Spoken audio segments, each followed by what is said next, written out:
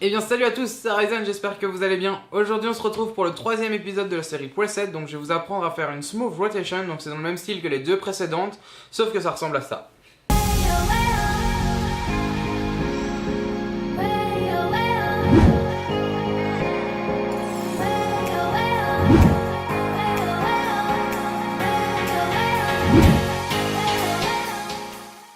Donc voilà, j'espère que les quelques petits exemples vous ont plu. On se retrouve tout de suite sur Premiere Pro donc pour faire l'explication.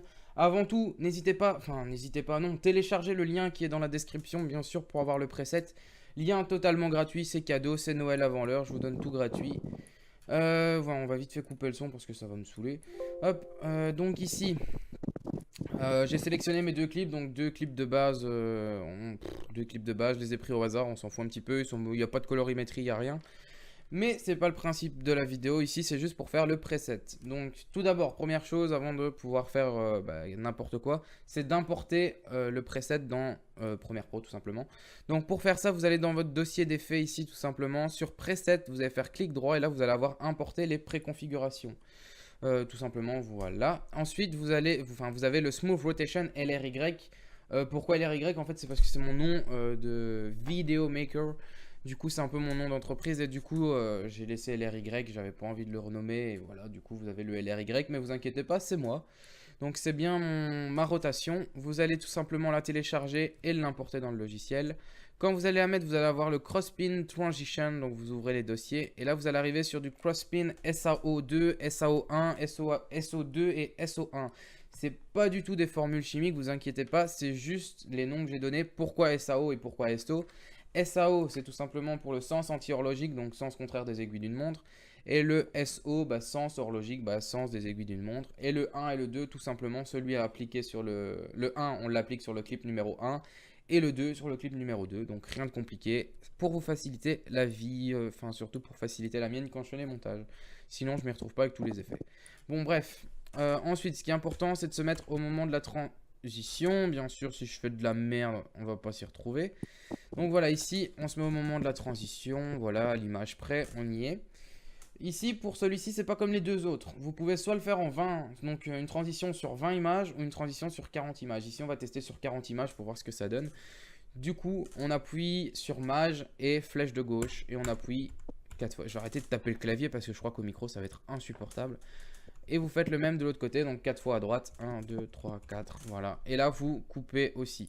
Du coup, voilà, vous avez votre transition ici qui, théoriquement, se déroule sur 40 images secondes.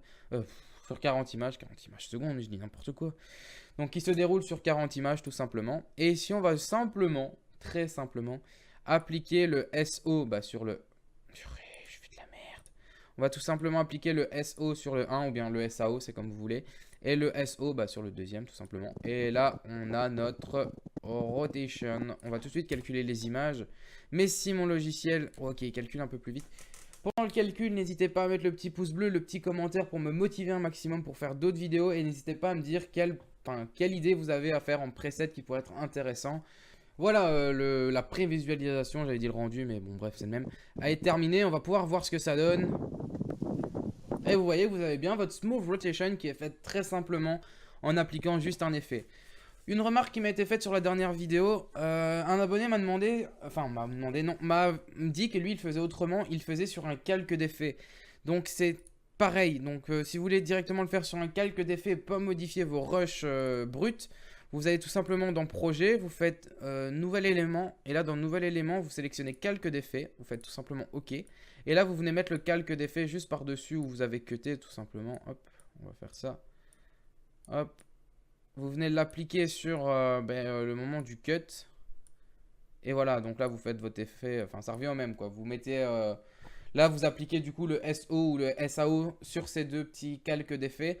Et comme ça, si la rotation bug, vous avez juste à supprimer le calque d'effet et pas refaire toute votre vidéo. C'est vrai que c'est plus pratique et je pense que pour les prochains tutos, je vais faire ta technique. Merci à toi de me l'avoir, enfin je la connaissais, mais c'est vrai que j'avais jamais pensé à l'appliquer sur les transitions. Je l'appliquais beaucoup sur la colorimétrie, bref, vous en foutez un petit peu. Bon voilà, je vous ai expliqué en gros, on se retrouve derrière moi maintenant. Voilà, ce tuto touche à sa fin, j'espère qu'il vous a aidé, que vous allez réussir à utiliser cet effet. Théoriquement, c'est un effet qui est très simple à utiliser puisque je vous donne le preset, donc tout le monde peut l'utiliser.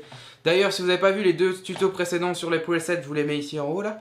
Donc n'hésitez pas à aller les voir, ça peut vous donner des idées et c'est toujours cool d'avoir plus d'effets. Si ça vous plaît, n'hésitez pas à vous abonner, laisser un petit commentaire et le petit pouce bleu, ça me motive toujours pour faire de prochaines vidéos. Et on se retrouve bientôt. Allez, salut!